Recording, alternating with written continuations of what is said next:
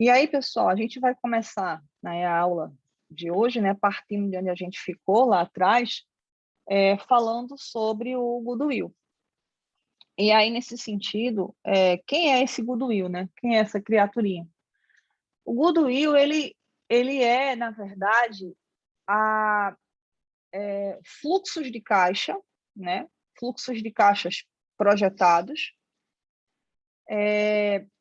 descontados a seu valor presente, e que eles não puderam ser diretamente associados a nenhum ativo identificado, né? A nenhum elemento identificado. Então, voltando lá para aquela nossa história, né? A gente tinha lá aquele fluxo de caixa projetado, né, de 10 mil, nem lembro mais da nossa brincadeira, mas, sei lá, 10 milhões de reais.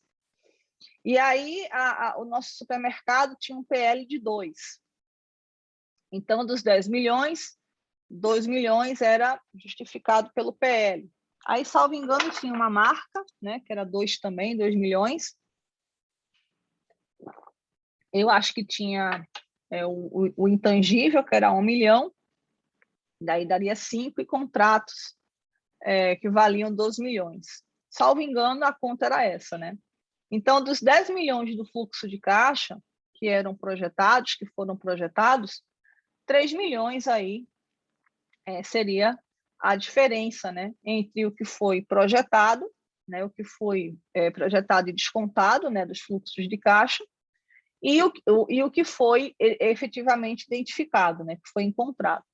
E essa diferença entre o que foi projetado e o que existe, né, que justificasse ele, essa diferença é o Goodwill.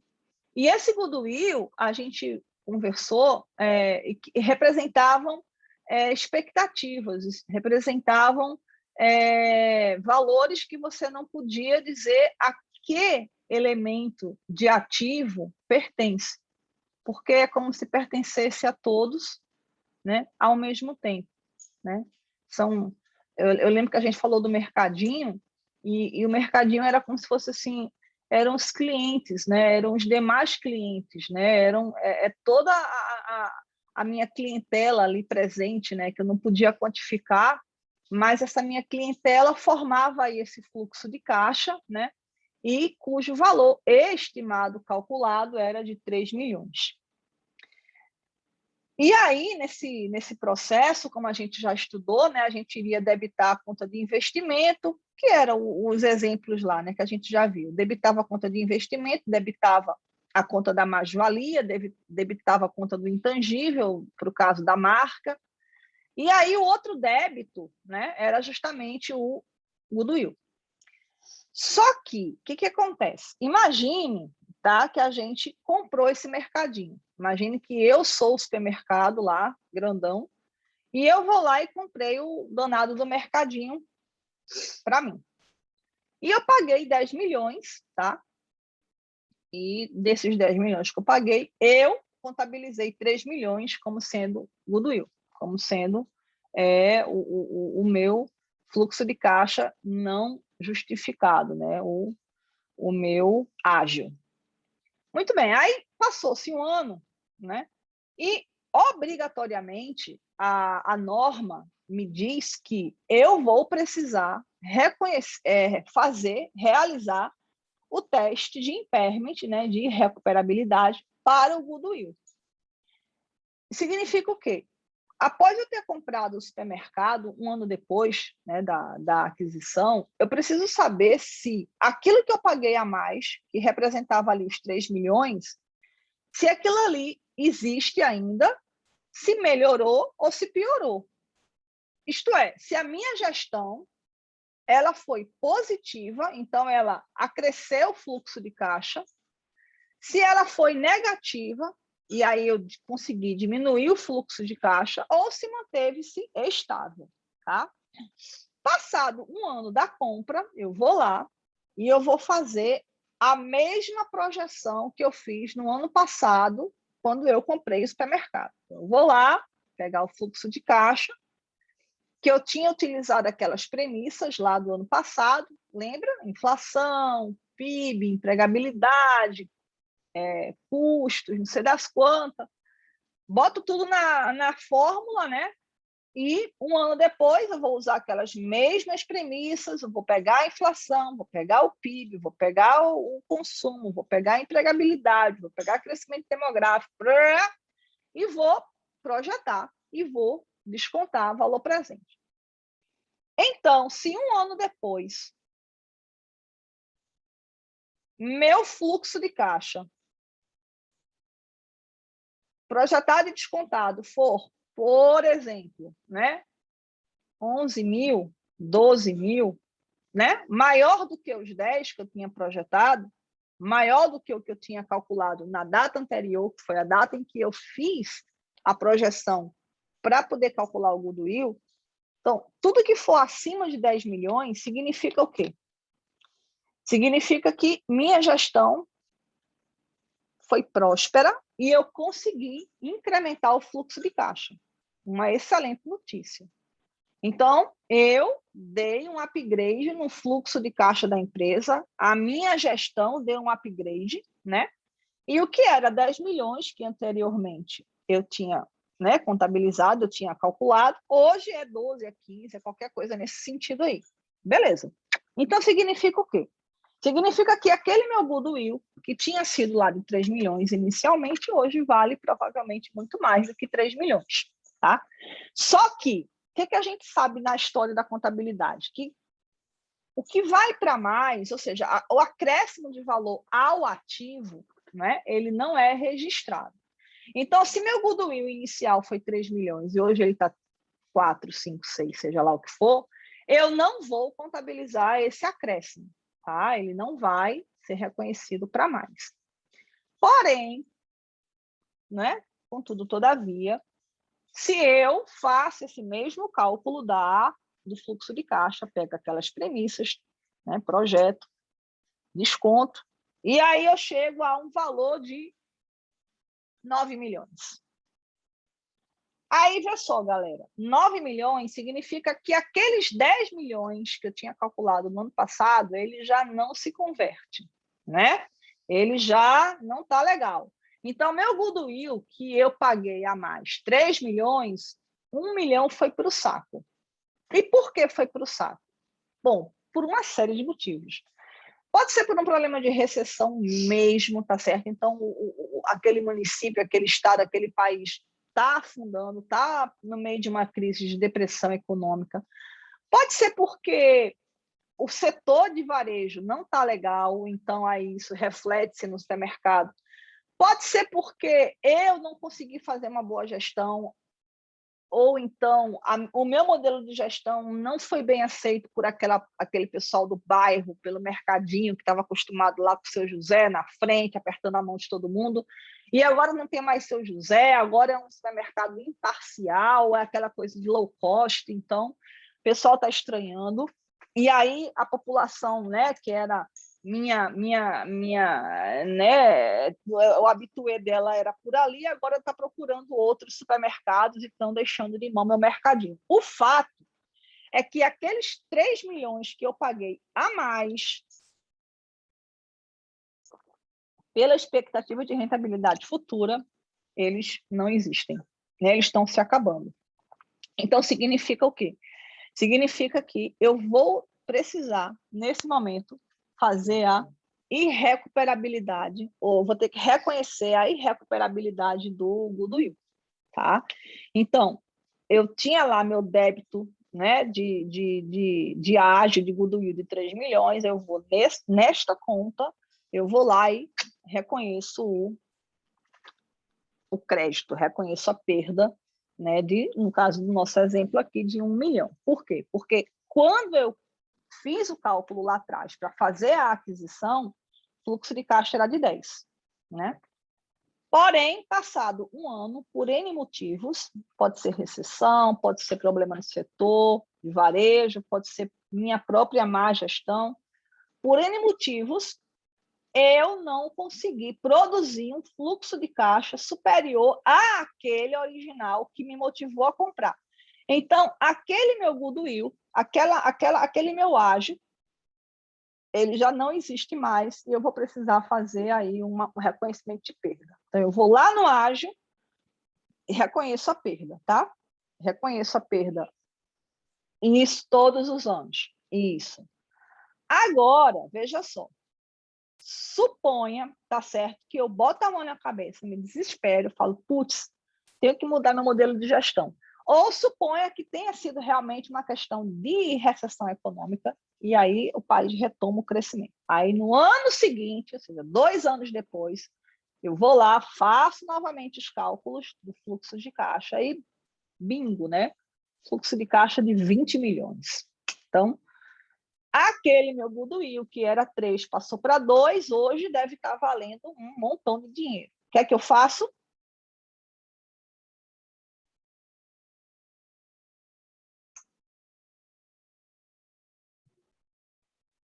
O que é que eu faço, pessoal?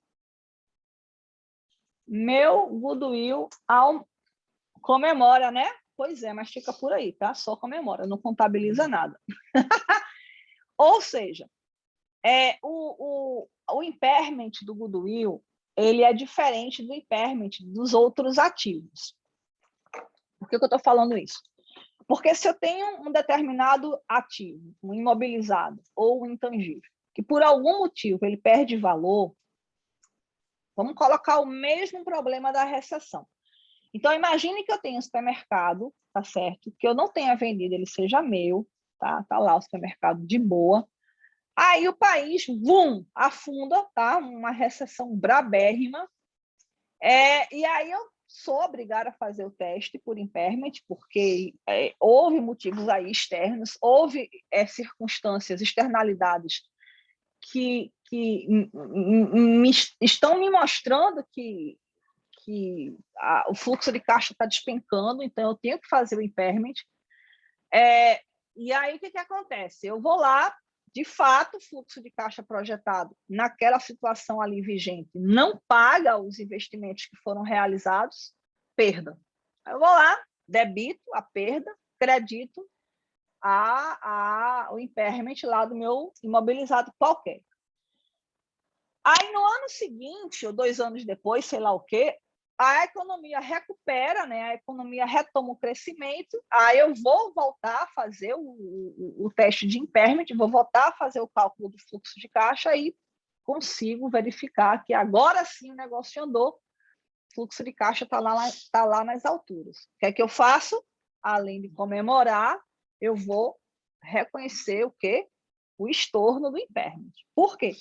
Porque, nesse caso, o meu impairment, a minha perda, ela foi em cima de um bem imobilizado ou intangível.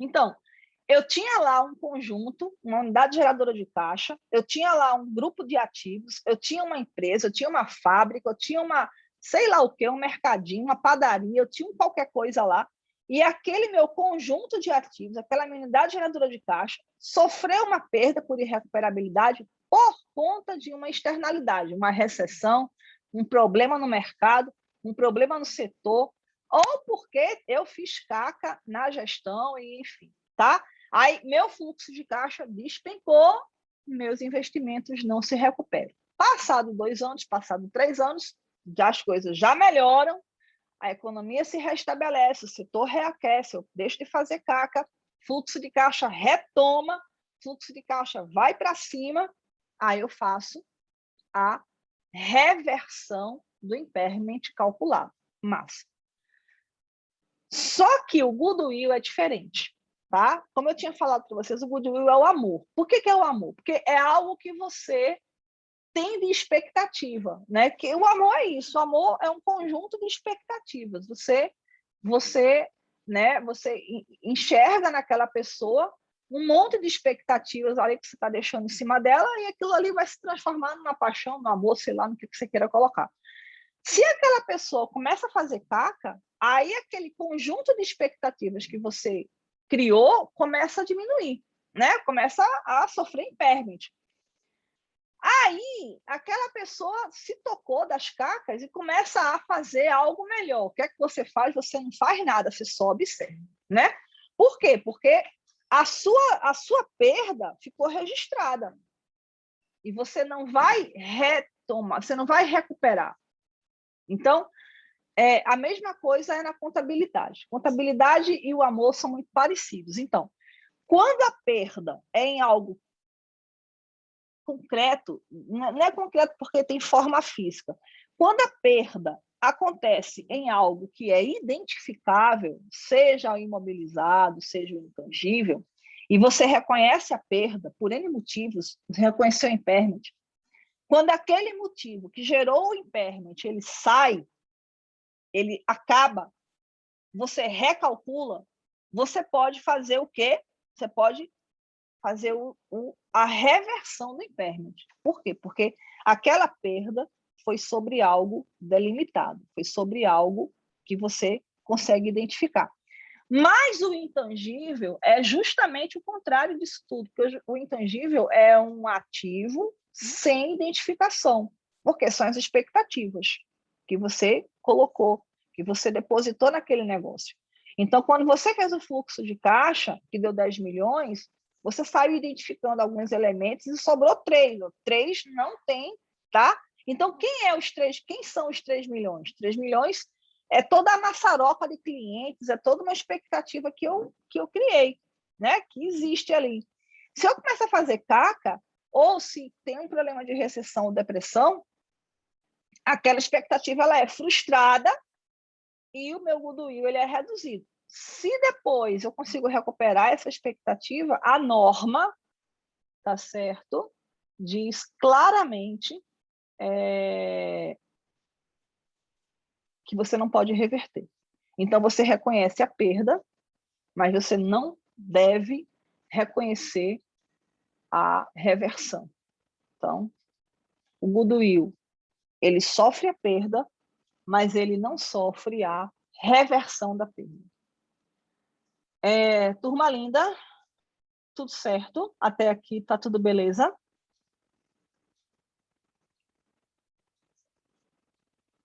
Alguma dúvida, pessoal?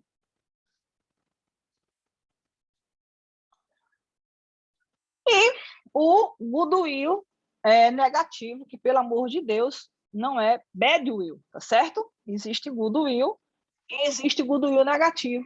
E não existe, de jeito nenhum, o badwill, tá certo? Pelo amor de Deus. E o que é o goodwill negativo? O goodwill negativo é o contrário do que a gente acabou de estudar. Ou seja, o que é o goodwill natural? O negócio vale 7 milhões, mas só vendo por 10. Por quê? Porque tem toda uma expectativa, etc. e tal. Então, 10 milhões aí, 3 milhões é ágil, né? Mas existe a situação contrária, que é assim, vale 7 milhões, tá certo? Mas eu estou desesperada para vender.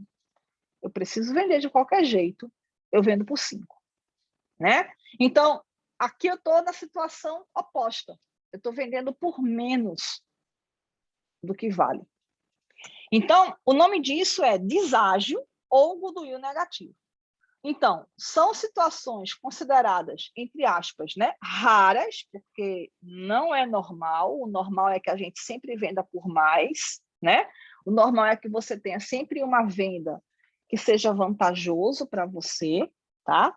Então, nos casos do goodwill negativo ou deságio, você vai pagar menos do que vale, e basicamente isso vai acontecer numa venda, entre aspas, forçada, né? Em que o vendedor estaria agindo por uma necessidade, né? Ele precisa vender, né? Ele não tem o que fazer. Então, nesses casos, tá? O ganho, porque lembra que quando a gente faz uma compra, que a gente paga o ágil é um ativo. Eu vou debitar investimento, eu vou debitar a marca e eu debito o ágil. Estão lembrados, pessoal? Deixa eu mostrar aqui. Eu vou debitar o ágil. Ai, meu Deus. Pronto, aqui tá bom. Né? Então, eu vou debitar o ágil. Então, o ágil é uma conta de ativo.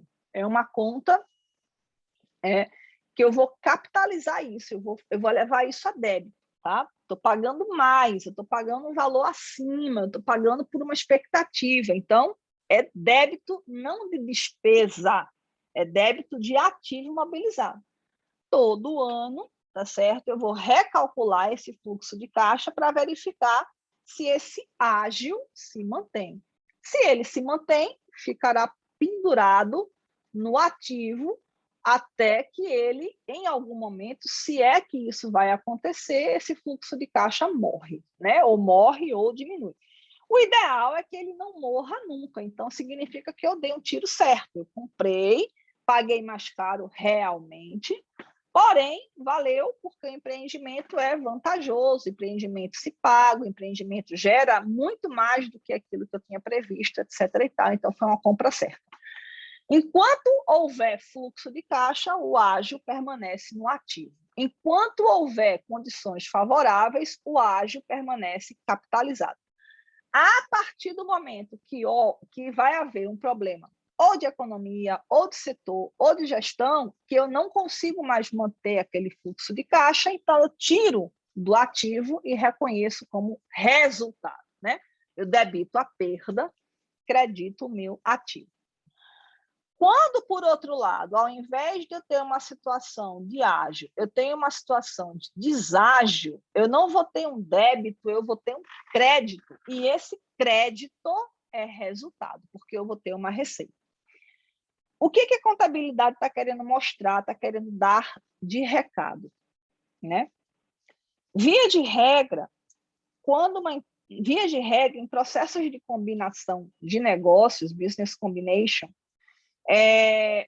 e é normal que aconteça business combination, porque significa que está havendo um processo de compra, né? de aquisição. Então, o mercado está aquecido, o mercado está, né? Tá voraz, o mercado está querendo comprar empresas, né? que tem potencial de crescimento e tal, e coisa está querendo crescer.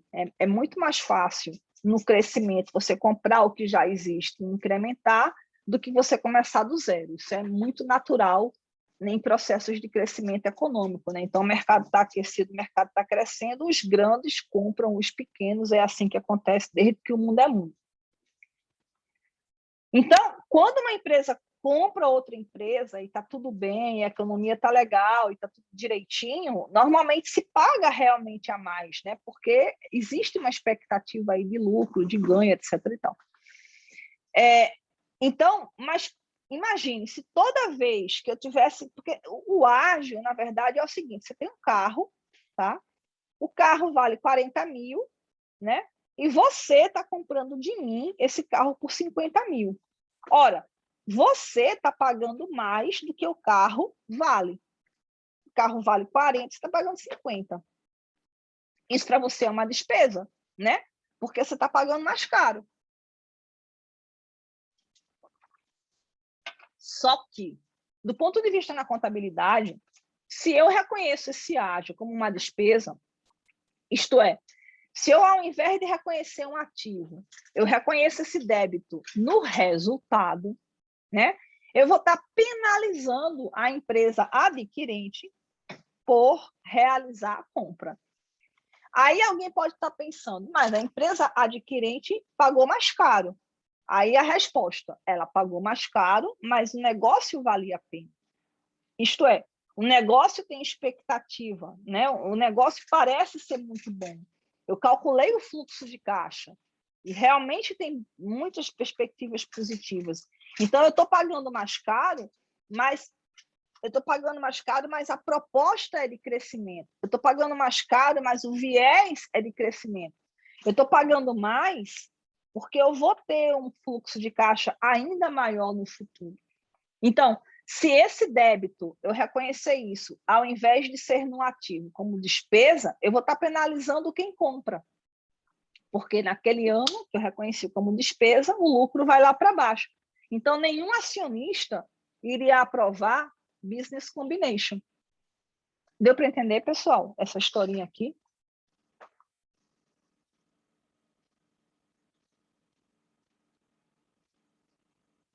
Deu mesmo? Tá tranquilo? Entendeu por que o ágil é um ativo? Porque se for para resultado, eu vou quebrar a empresa.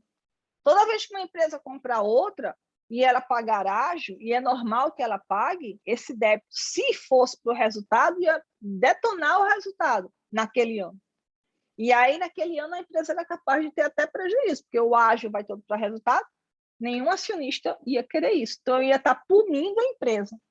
Por isso que o ágio ele vai para ativo. Agora, se a empresa não consegue manter o fluxo de caixa originalmente projetado, aí sim você descarrega para resultado. Agora, o deságio ou o goodwill negativo é outra história. Nesse caso, a empresa adquirente ele está comprando por menos, então ele está tendo um ganho. E este ganho da empresa adquirente vai para resultado, sim, como receita. Turma, tá tranquilo? Deu para vocês entenderem?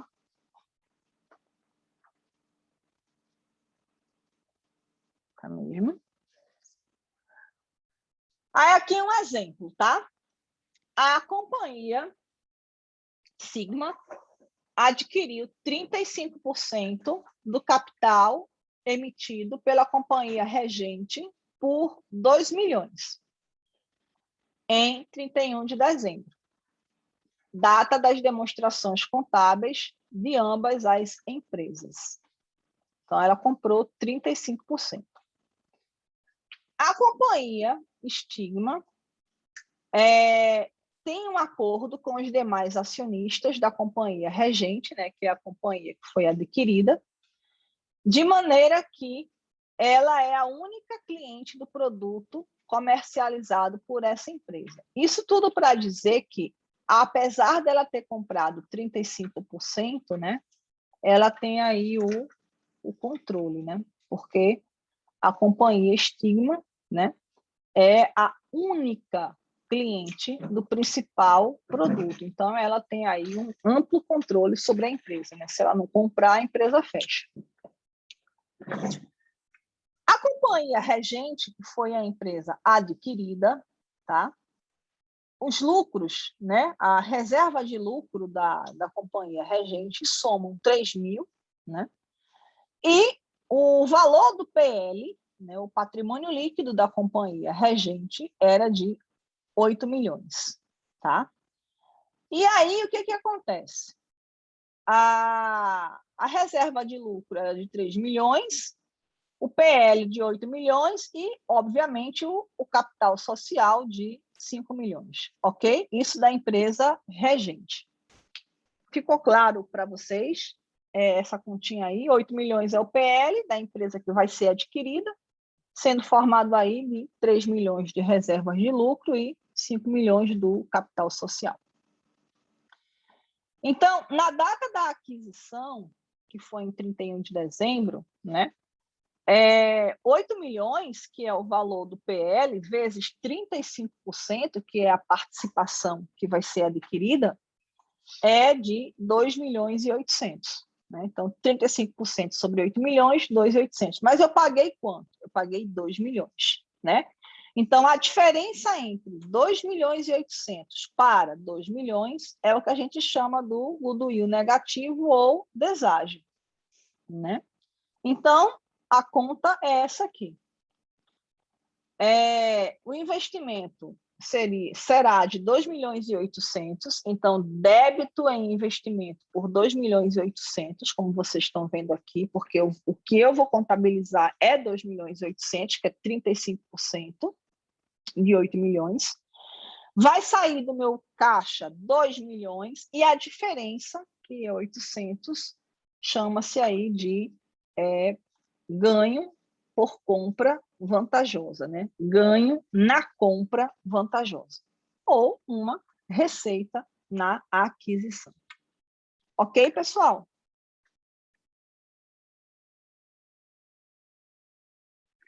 Essa receita, ela é tributada. O que é que os meus tributaristas de plantão acham? Essa receita, ela vai ser tributada, sim ou não?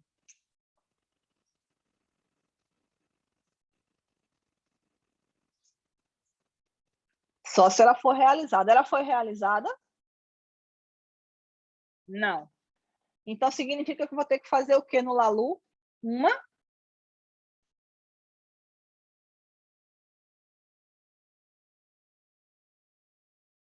um ajuste, não é? Porque eu vou reconhecer um ganho de 800 mil, só que essa receita ela é não tributada, porque ela não foi realizada, foi decorrente de uma compra vantajosa. Ok, pessoal? Ok, pessoal? Tranquilo até aqui?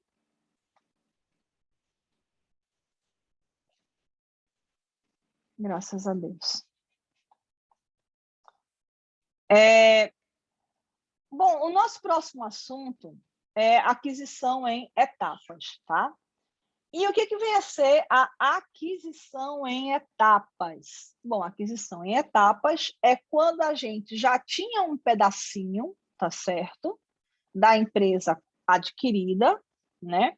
E em um momento posterior, tá certo? Eu vou lá e adquiro o controle. Eu vou lá e tomo o controle. Então, você já tinha uma participação anterior e depois você vai lá e assume o controle, adquire uma nova participação e a partir dessa nova aquisição, dessa participação, você obtém um controle, tá?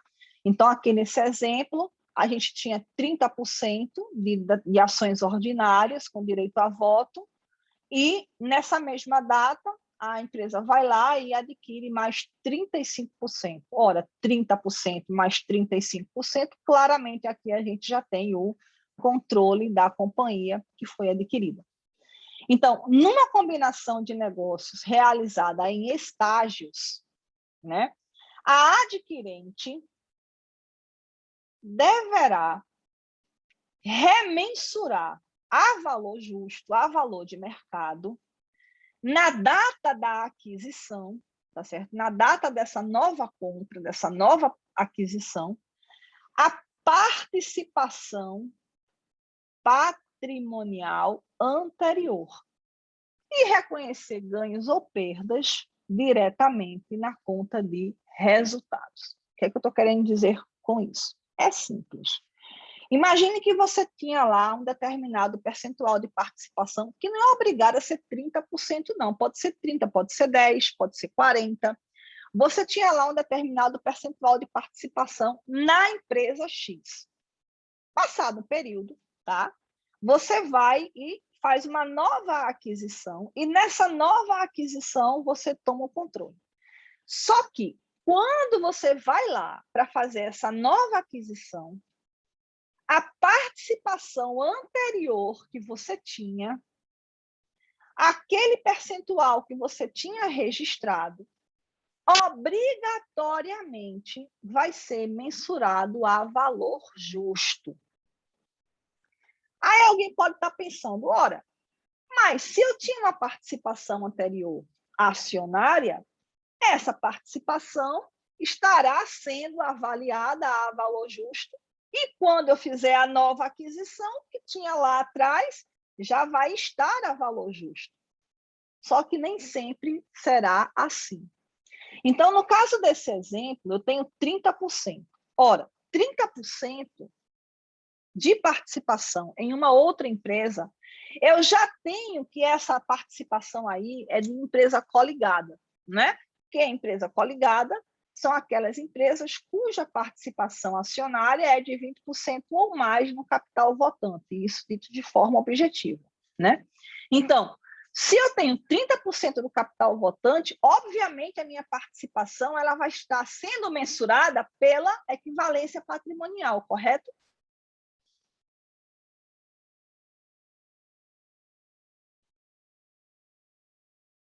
Turminha, pronto. Quando eu fizer a nova compra de mais 35% das ações ordinárias, eu vou pegar aquele meu percentual que estava lá atrás e eu vou remensurar ele a valor de mercado. Então, se ele estava avaliado pela equivalência patrimonial, significa que o valor dele corresponde à minha participação no PL da empresa. Não é assim? Se eu tenho 30%, então meu investimento corresponde a 30% do PL da empresa adquirida. É assim que funciona a equivalência. Só que, quando eu fizer a nova compra de mais 35%, eu vou pegar aqueles meus 30% anteriores que estavam correspondendo a 30% do PL e vou comparar com o valor de bolsa, mercado. E a diferença entre 30% do patrimônio líquido da outra empresa versus o valor cotado em bolsa, essa diferença vai para resultado. Deu para entender? Claro. É assim. Imagine que eu tenha 30% do capital social da sua empresa, certo? E o seu PL seja de R$1.000. Seu patrimônio líquido vale R$1.000. Meu investimento no meu ativo, ele vale quanto? 300, né? E meu investimento é avaliado pela equivalência patrimonial. Se o seu PL vale 1.000, meu investimento vale 300. Correto? Joia. Aí, esse ano agora, eu vou lá e compro mais 35% da sua empresa. Nesse momento, eu vou pegar a participação que eu tenho de 30%, que vale R$300, e vou comparar a mercado. Isto é, a valor de mercado, eu tenho lá as ações cotadas em bolsa. Então, uma ação da sua empresa vale quanto? Vale X. 30% de todo o capital social a este valor vale quanto? Vale Y. Aí eu vou pegar esse valor de mercado e vou comparar com os meus R$300. Se o valor de mercado de 30% for maior do que R$300, receita. Se for menor, despesa. Por que isso? Porque o que eu vou reconhecer, na verdade, é o que o mercado está valorando naquele momento que eu estou fazendo a aquisição e, eventualmente, o quanto está mensurada a minha participação, neste caso, pela equivalência. Então, se houver diferença entre os 300 e o mercado, que é 30% cotado a mercado, então significa que aquela participação que eu tinha, que era registrada a 300, na verdade, vale muito mais do que 300. Só que eu não contabilizo, porque eu estou pela equivalência. Mas esse ganho vai ser resultado. Por outro lado, se no momento que eu for fazer a aquisição dos novos 35%, o valor de mercado em bolsa é menor do que o meu investimento, então eu estou comprando um troço ruim, porque eu estou comprando algo que vale menos, que o mercado quantifica menos do que o próprio PL, que é R$300. Então, eu vou contabilizar uma perda.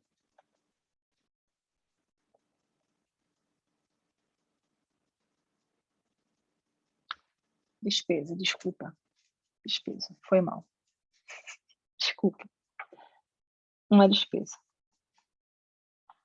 Deu para entender? Graças a Deus. Pronto. Aí aqui a gente vai ter vários exemplos que vão nos ajudar a entender melhor. Porém, esses exemplos vão ficar para a nossa próxima aula, acho que é segunda, né? Eu acho que é segunda-feira a nossa próxima aula. E aí a gente vai dar sequência aqui nos nossos exemplos. Galerinha, até aqui deu tudo certo? Ficou tranquilo? Tá ok, pessoal? E pelos demais, está tudo certo também, amores? Graças a Deus. Alguma dúvida, mais alguém, pessoal? Ficou claro o assunto?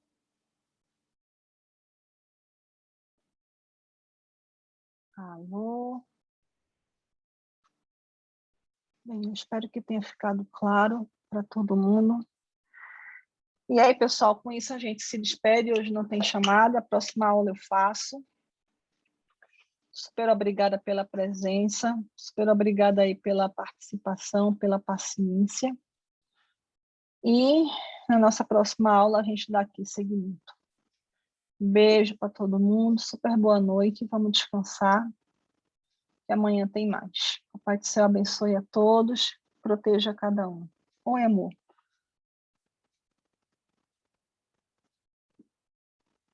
Claro.